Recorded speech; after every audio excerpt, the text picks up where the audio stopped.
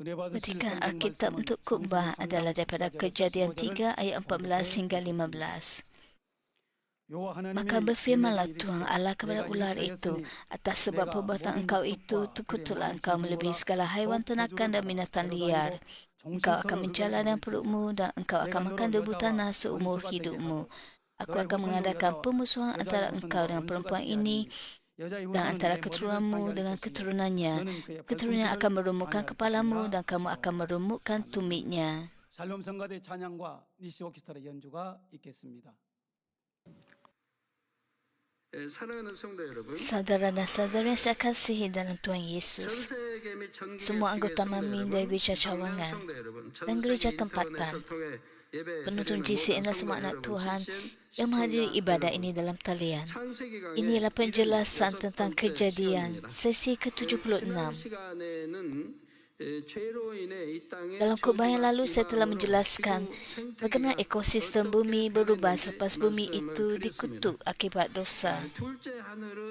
Adam, Hawa dan semua ular telah dikutuk dan diusir keluar dari Taman Eden di langit kedua ke bumi di langit pertama. Selain itu, kutukan juga jatuh ke atas seluruh bumi di langit pertama. Semua binatang dan tumbuhan turut dikutuk. Sebabnya ialah kuasa untuk memerintah dunia ini telah berpindah daripada Adam kepada syaitan, iaitu Iblis. Apa yang saya katakan telah terbukti sepanjang masa. Ketika saya memberikan penjelasan tentang UFO pada tahun 1980-an, orang mengatakan saya sesat. Ketika itu, seorang pelajar kolej dengan beraninya bertanya, jika seorang Kristian menyebut tentang UFO, itu ajaran sesat, bukan? Mereka berkata bahawa mendakwa manusia tinggal di tempat lain selain bumi adalah salah, tidak berdasarkan Alkitab, dan oleh itu sesat. 인정하지 않는 사람 별로 없을 겁니다. UFO가 있다는 거. 중국에도 늘 출몰하고 있지 않습니까? 우리나라에도 Namun begitu, kini kebanyakan orang mengakui bahawa UFO memang wujud. Bukankah UFO sering muncul di China? UFO juga pernah muncul di negara kita beberapa kali. Kali terakhir UFO muncul di Daejeon dan Gwanghwamun dan di pelbagai tempat lain. Di China, beberapa lapangan terbang terpaksa ditutup kerana kejadian UFO, di mana kapal terbang tidak dapat berlepas. Terdapat pelbagai teori tentang kepupusan dinosaur, tapi saya telah mengatakan bahawa api turun dari langit kedua dan membakar serta memusnahkan hanya dinosaur. Apabila sains semakin maju, teori yang lebih meyakinkan mula muncul. Berikut adalah satu artikel daripada Kyunghwa News bertajuk Dinosaur pupus kerana sinar kosmik. Walaupun para saintis tidak mengetahui kewujudan Taman Eden, mereka telah menolak banyak teori lama dan kini percaya bahawa sejenis sinar kosmik membunuh dinosaur yang sangat hampir dengan kebenaran. Mereka tidak mungkin tahu sejauh mana kuasa api Tuhan di Taman Eden atau bagaimana segalanya musnah, tetapi mereka semakin hampir kepadanya.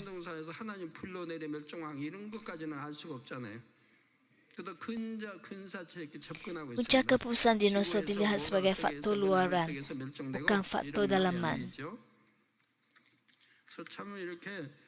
Banyak perkara yang saya khutbahkan pada tahun 1980-an dan 1990-an kini terbukti benar. Sejak awal tahun 1980-an, saya telah mengatakan bahawa manusia akan menerima tanda 666 dalam bentuk kobar pada dahi dan pergelangan tangan mereka. Hal ini sedang dirancang untuk dilaksanakan di Amerika Syarikat. Ada sebab mengapa orang perlu menerima tanda itu pada dahi dan pergelangan tangan mereka. Hal ini membuktikan betapa tepatnya Alkitab. Semua tumbuhan dan binatang telah dikutuk kerana kuasa untuk meminta dunia telah berpindah daripada Adam kepada syaitan, iaitu Iblis. Dalam Lukas 4 ayat 6, Iblis berkata kepada Yesus, segala kekuasaan ini dengan kemuliaannya akan kuberikan kepadamu.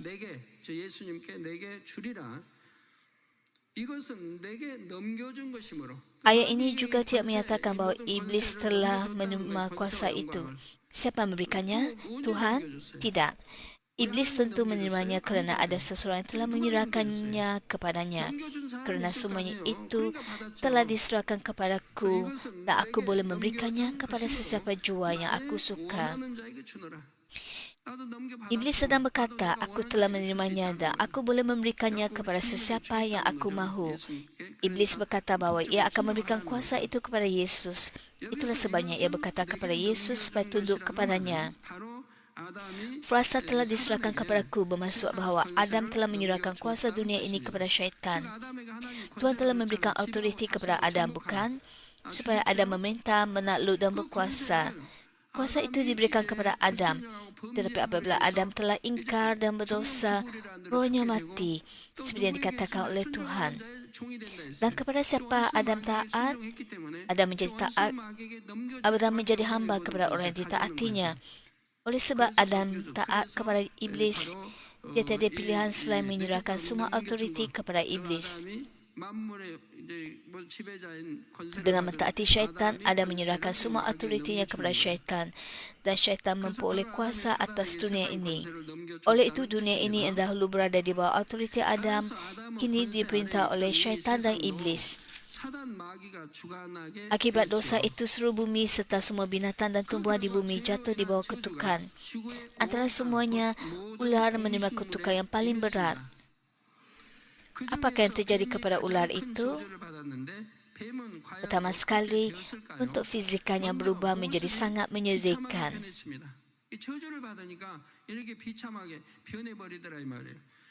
Disebabkan kutukan itu, rupa ular berubah menjadi hodoh dan menjijikkan. Adakah anda ingat bagaimana ular digambarkan sebelum dikutuk? Ular dahulunya mempunyai kaki. Kulit ular sangat licin dan berkilau terang. Warna ular sangat murni dan indah. Secara umum, tubuh ular panjang, lembut dan berkilau.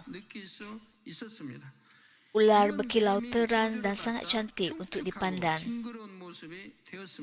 Apabila ular yang sebegitu dikutuk, rupanya menjadi sangat hodoh dan menakutkan dibandingkan dengan rupanya dahulu. Kaki ular hilang dan ia terpaksa merayap dengan perutnya. Kutukan telah datang, jadi ular kehilangan kaki dan kini merayap seperti yang kita lihat sekarang. Kutukan ini datang sama rata ke atas semua ular yang diusir keluar dari Taman Eden dan semua ular di bumi. Sebabnya ialah sifat kelicikan yang terdapat dalam semua ular. Itulah sebabnya ular digambarkan sebagai licik dan cerdik dalam Kejadian 3 ayat 1. Itulah sebabnya ular dapat menggoda dan menipu Hawa. Bahkan hingga kini, manusia menggunakan taktik yang licik untuk memperdaya satu sama lain. Oleh itu, Tuhan menjadikan semua ular merayap dengan perut untuk menunjukkan bahawa ular ialah makhluk yang paling rendah antara semua binatang. Ular tidak diciptakan begitu pada asalnya. Tetapi setelah dikutuk, kaki ular hilang dan rupa ular berubah menjadi sangat menyedihkan.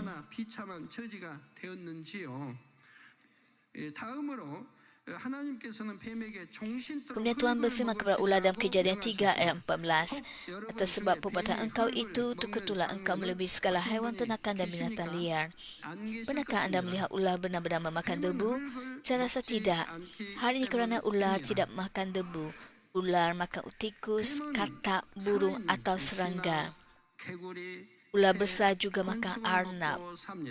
Oleh itu, mengapakah Tuhan memerintahkan ular untuk makan debu? Perintah ini mengandungi maksud rohani. Debu dalam ayat itu merujuk kepada manusia yang diciptakan daripada debu tanah. Debu melambangkan manusia yang diciptakan daripada tanah liat. Istilah ular pula merujuk kepada iblis dan syaitan. Oleh itu, ular makan debu membawa maksud rohani bahawa iblis dan syaitan memakan orang yang berdosa dan membawa ujian serta penderitaan ke atas mereka.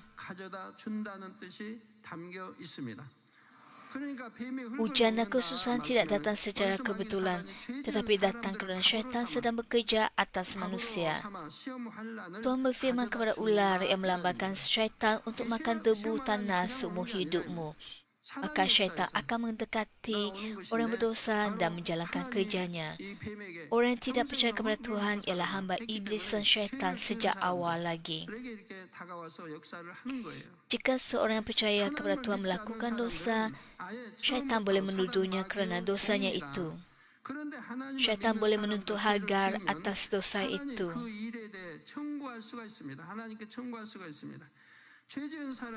Syaitan dapat dengan yakin menuntut agar si pendosa membayar Hagar bagi dosa yang telah dilakukannya.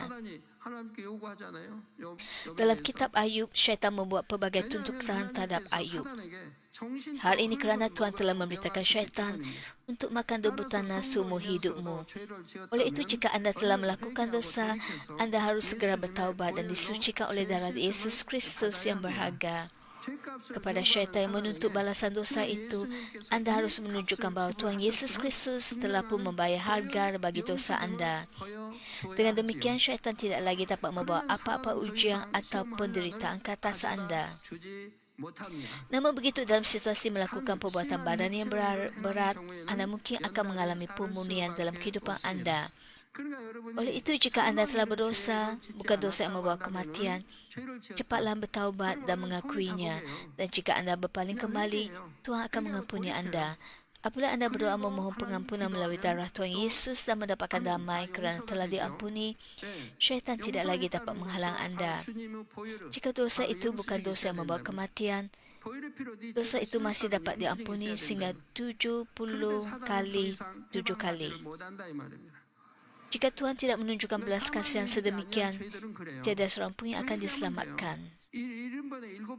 7번에 70번까지 죄를 지어도 77에 49, 490번을 죄를 지었다 해도 회개하면 용서해줘요. Walaupun bagi dosa yang membawa kematian, perbuatan badani, tiada pengampunan baginya. Jika anda melakukan dosa sedemikian, anda tidak dapat bertaubat kerana dosa itu membawa kepada kematian. Jika anda melakukan dosa seperti itu, banyak bencana akan mengikuti. Setengah orang Kristian berkata, saya sudah hidup dengan baik dalam iman. Tetapi mengapa saya mendapat penyakit ini? Maka berfikirkanlah. Jelas bahawa ada pengaruh daripada keluarga. Kerana ikatan perkahwinan, pasangan suami isteri menjadi satu. Apabila ibu bapa berdosa, penderitaan itu akan sampai kepada anak-anak. Dan apabila anak-anak berdosa, penderitaan itu boleh menimpa ibu bapa. Jika seorang anak melakukan dosa yang membawa kematian, hukuman itu boleh jatuh kepada ibu bapanya. Hukuman itu boleh menimpa ibunya. Jika ibu bapa melakukan dosa sebegitu, akibatnya akan menimpa anak. Hukuman akan menimpa orang yang disayangi mereka. Itulah sebabnya Alkitab memberitahu kita untuk mematikan keinginan badani. Kasih mesti bersifat rohani. Walaupun dalam keluarga, jika anda mengamalkan kasih rohani dan memutuskan keinginan badani dalam keluarga anda tidak akan terkesan oleh ikatan kekeluargaan. Namun begitu, kerana kebanyakan orang Kristian tidak melakukan hal ini, dosa seorang suami boleh beralih kepada isterinya atau kepada anak-anaknya. Begitu juga sebaliknya. Perkara yang benar-benar mengejutkan adalah bahawa apabila seorang ayah berdosa, balasan dosa itu akan menimpa anak yang paling dikasihinya. Ini menunjukkan bahawa si ayah paling mengasihi anak itu dan dengan sangat mendalam. 엄청 사랑하는 거예요. 그러니까 부모가 죄 지으니까 그 자녀에 간 거예요. 받는 자녀에 가는 거예요. 하나님은 사랑이시라. Tuhan Maha Kasih. Dan apabila seseorang berdosa, Tuhan ingin membuatkan dia berpaling daripada dosanya dan mengelakkannya dengan membiarkan hukuman atas dosanya jatuh ke atas orang yang paling dikasihinya. Jika tidak, orang itu akan terus menuju neraka. Kita melihat bahawa Tuhan mendisiplinkan kita dalam pemeliharaan kasih-Nya. Oleh itu, jika anda melakukan perbuatan badani yang berat, anda mungkin akan melalui masa pemurnian. Terutamanya bagi perbuatan badani yang membawa kematian, anda mungkin menerima pembalasan. Pemurnian dan pembalasan seperti ini hanya berlaku dengan izin Tuhan. Oleh itu, anda dapat menjadi sempurna melalui pemurnian ini. Jika anda bertaubat dan berpaling, anda dapat dipulihkan dan diselamatkan. Tapi jika anda tidak berpaling, anda akan jatuh lebih dalam ke dalam lumpur dosa dan berakhir dengan kematian. Orang melakukan dosa membawa kematian tahu jenis dosa yang dilakukan oleh mereka, namun mereka tidak dapat melepaskan diri dan berterusan melakukan dosa dengan sengaja. Keadaan ini seperti terperangkap di dalam lumpur yang dalam dan tidak dapat keluar. Mereka tidak dapat menerima roh pertaubatan dan tidak dapat bertaubat, dan mereka ditakdirkan untuk jatuh ke dalam neraka. Saudara dan saudari yang saya kasihi, Nubuat yang mengatakan bahawa pekerjaan syaitan akan dihalang oleh Tuhan Yesus tertulis dalam Kejadian 3 ayat 15. Tuhan berfirman, Aku akan mengadakan pemusuhan antara engkau dan perempuan ini dan antara keturunanmu dengan keturunannya. Keturunannya akan merumukkan kepalamu dan kamu akan merumukkan tumitnya. Dalam ayat ini, perempuan tidak merujuk kepada jantina berlawanan dengan lelaki, tapi secara rohani merujuk kepada Israel. Aku akan mengadakan pemusuhan antara engkau dan perempuan ini dan antara keturunanmu dengan keturunannya. Keturunannya akan merumukkan kepalamu dan kamu akan merumukkan tumitnya.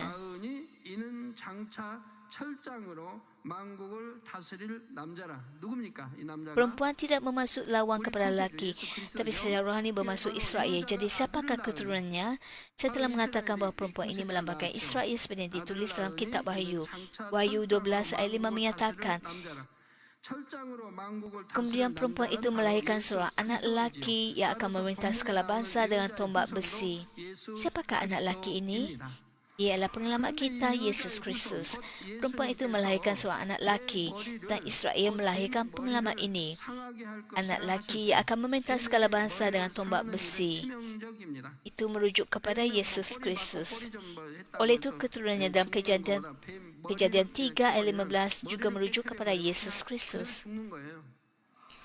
Ayat itu juga menyatakan bahawa dia, iaitu Yesus Kristus, akan merumukkan kepalamu.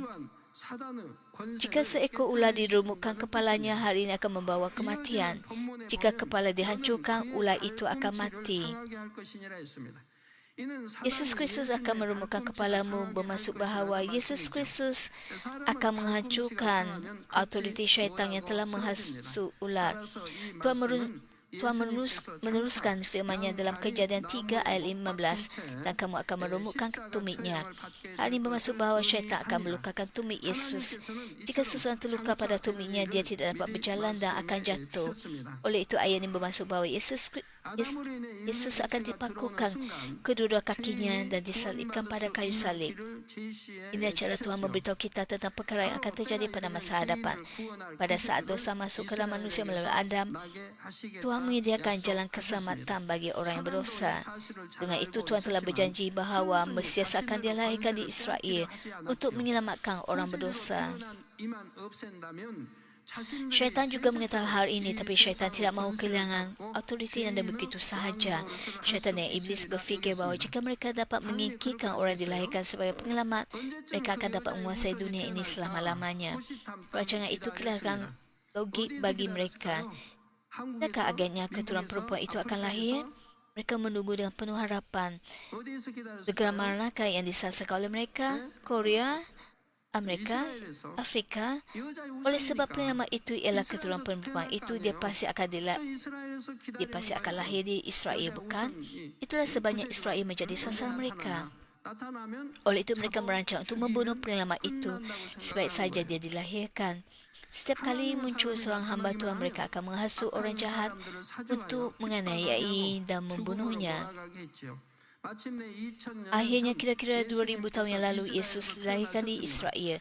Oleh itu iblis dan syaitan menghasut Raja Herodes yang meminta negeri itu pada waktu itu untuk membunuh bayi Yesus. Bahkan selepas Yesus memulakan pelayanan umumnya, mereka beberapa kali berusaha untuk mencederakan Yesus dalam beberapa kejadian dengan menghasut orang jahat. Ketika bayi Yesus berada dalam bahaya, Tuhan mengutus malaikat untuk memerintahkan ibu bapanya melarikan diri ke Mesir. Setelah Raja Herodes mati dan mereka kembali, syaitan masih cuba membunuh Yesus melalui orang-orang jahat sebanyak beberapa kali. Bahkan dalam perjanjian lama, apabila para nabi atau hamba Tuhan melakukan mukjizat, mereka sering dibunuh oleh orang jahat. Hal yang sama berlaku pada masa ini.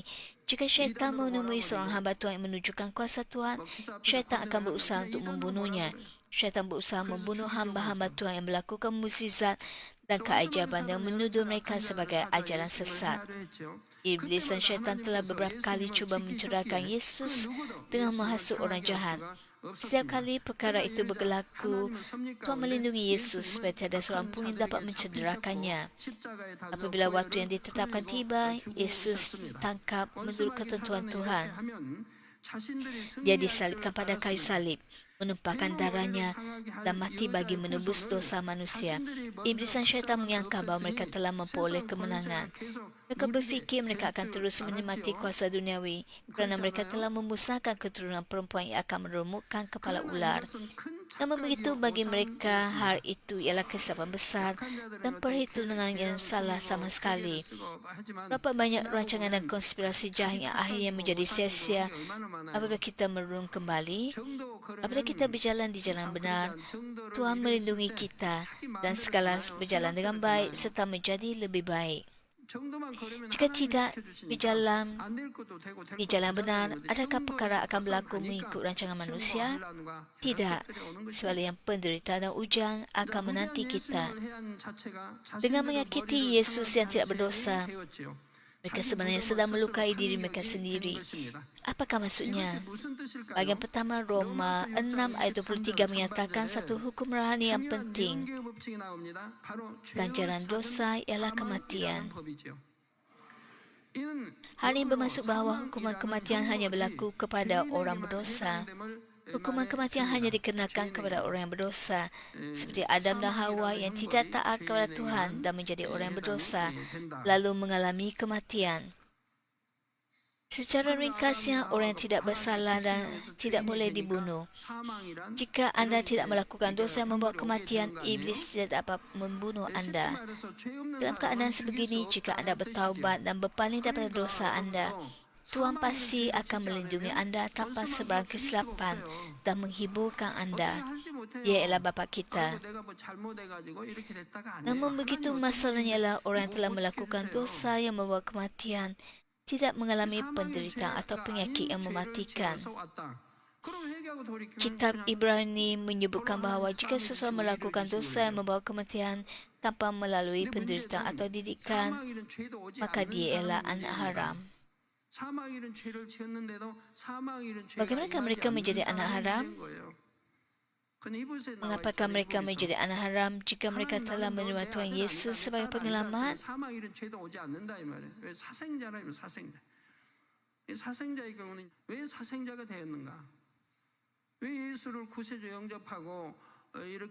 Jika anak-anak tidak pernah mendengar kata ibu bapa mereka, memperlakukan ibu bapa yang buruk, melawan dan menipu mereka, dan jika mereka melakukan perkara bertentangan dengan kemahuan ibu bapa, apakah yang akan dilakukan oleh ibu bapa pada akhirnya? Ibu bapa yang melihat anak sebegitu akan berasa hancur hati dan sedih. Mereka akan menyesal membesarkan anak itu. Mereka akan berasa amat kecewa dan berharap seandainya anak itu tidak pernah dilahirkan. Akhirnya hubungan antara ibu bapa dan anak itu akan terputus. Dan anak itu menjadi seperti anak haram.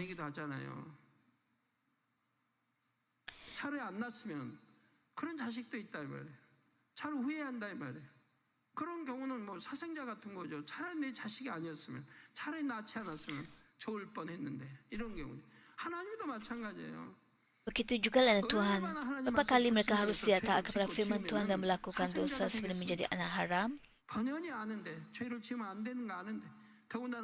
Lebih-lebih lagi jika mereka berada pada kedudukan untuk membimbing dan mengajar orang Kristian yang lain, murka Tuhan terhadap mereka akan melipat ganda.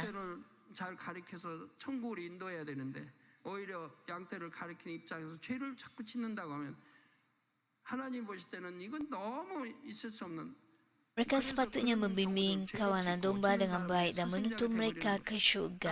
내 아들 아니다. 내 딸 Sebaliknya 아니다. mereka berusaha melakukan dosa walaupun sedang mengajar orang lain. 그렇기 때문에 사망이 Perkara sebegitu tidak sepatutnya berlaku, dan dalam situasi yang sedemikian mereka menjadi anak haram. Mereka bukan lagi anak-anak Tuhan. Kembali kepada topik utama, syaitan tidak dapat membunuh seseorang yang tidak melakukan dosa yang membawa kematian. Itulah sebabnya syaitan tidak dapat mengancam nyawa Ayub. Ayub diserang penyakit bisul yang parah dari kepala hingga kaki. Tetapi Tuhan dapat menyembuhkannya serta-merta dan Tuhan tidak membenarkan syaitan mengambil nyawa Ayub. Dengan kata lain, Ayub tidak melakukan dosa yang membawa kematian. Oleh itu syaitan tidak dapat membunuhnya. Prinsip ini juga sama bagi kita semua. Yesus tidak mempunyai dosa asal dan juga tidak melakukan dosa sendiri. Tidak ada sebarang alasan bagi iblis dan syaitan untuk membunuhnya. Namun begitu iblis dan syaitan tergesa-gesa mahu menyingkirkan Mesias dan akhirnya mereka telah melanggar hukum rohani. Akibat pelanggaran hukum itu, iblis dan syaitan terpaksa menyerahkan autoriti mereka. Akibatnya mereka terpaksa melepaskan orang yang telah menerima Yesus Kristus dan menjadi satu dengannya. Meskipun Yesus terluka pada tubuhnya di kayu salib, dia telah mematahkan kuasa kematian dan bangkit semula. Jiwa-jiwa menjadi satu dan Tuhan Yesus melalui iman juga akan menerima hidup yang kekal seperti Tuhan Yesus dan akan hidup selama-lamanya di syurga. Yesus telah mematahkan kuasa syaitan dan menyelamatkan banyak orang yang berdosa. Sementara syaitan telah terperangkap dalam rancangannya sendiri dan kehilangan banyak perkara. Dengan demikian, firman tertulis dalam Kejadian 3 ayat 15, keturunannya akan merumukkan kepalamu telah digenapi. Hal ini digambarkan dalam 1 Korintus sebagai satu rahsia yang tersembunyi sejak sekian lama. Tuhan telah menyembunyikan dan merancangnya sebelum Tuhan menciptakan dunia ini. Jika iblis mengetahui rancangan itu, tentu tidak akan ada keperluan untuk menyalibkan Yesus. Tuhan Bapa telah memastikan syaitan tidak mengetahuinya. Satu rahsia yang tersembunyi untuk sekian lama akhirnya terungkap 2000 tahun yang lalu. Hingga kini masih ada rahsia tentang pekerjaan Roh Kudus pada akhir zaman. Binatang apakah yang paling anda takut? Pada tahun 1980-an, para pelajar menjawab bahawa lipas adalah yang paling menakutkan bagi mereka. Namun begitu, jika anda memicit lipas dengan tangan, lipas itu akan mati. Ular menjadikan lidah, memagut dengan bisanya dan satu gigi ketang ular boleh membawa kematian. Ular ialah makhluk yang paling menakutkan dan menyeramkan. Ada ular pada skrin. Adakah lelaki juga takut kepada ular? Siapakah yang lebih takut, lelaki atau perempuan? Perempuan lebih takut kepada ular dan menganggap ular menyeramkan. Apakah sebabnya?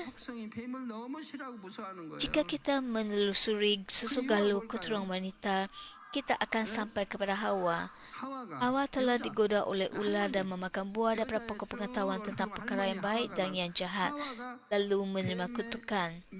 Nenek moyang kita Hawa telah digoda oleh ular lalu mengingkari Tuhan. Itulah sebabnya keturunan Hawa, wanita, paling membenci ular. Mereka menganggap ular menjijikkan. Laki juga berasa jijik terhadap ular, tapi tidak seteruk yang dirasakan oleh wanita.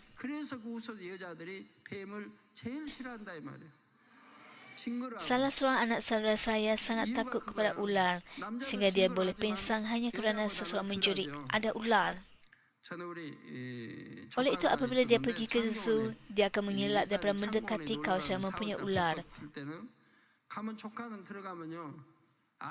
Wanita sangat membenci dan takut akan ular. 중간 남쪽은 이제 동물원이 있으니까 동물에 가면 잘못하면 뱀을 볼까봐 뱀 피해서 아예 안 가요. Namun begitu, ada sesetengah wanita yang tidak takut. Ada wanita yang berkawan dengan ular. 기도원장님 친구 동생가